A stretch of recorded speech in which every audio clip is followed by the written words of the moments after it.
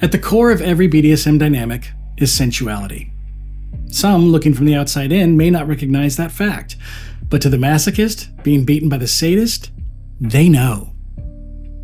Sensuality is often understood in the sexual definition, and that's exactly how I'm going to define it today.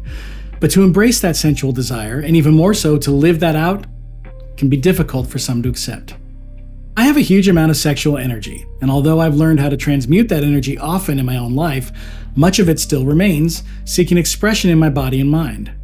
And this is why I, as a dominant, so love dominance and submission. Having shamed myself for many years for my own sensual desires, I have a heart for those who are still stuck in the cycle.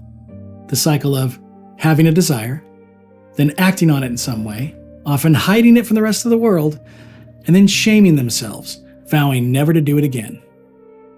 But we do, don't we? We do it again. The thing to realize is that these desires are not wrong. They are not shameful to begin with. They're part of us, seeking expression. Do I think we should just run around expressing our sensuality with no thought and just every whim of our desire? No. And that's where spirituality helped me a lot. But to many, spirituality, the pursuit of God, is the pursuit of some kind of moral code. A code that leaves no room for sexual or sensual expression to begin with. But this is only conditioning. It's only traditions or remnants of our parents' thinking or dogmas we learned along the way. They're not based in truth, and they're certainly not based on the Bible. When coming into contact with our own inherent power, what the Bible refers to as the I Am, we find a deep love and acceptance for ourselves just as we are. And the deeper we begin to know the I Am, the God within us all, we find that these sensual expressions are not something to be shamed, but embraced. We find that it is God Himself who desires to express the sensuality within us. And that is why we felt the pull toward it in the first place. Now, I know that there are many who will disagree with me. Is the desire for sensuality abused and used for things other than good? Of course.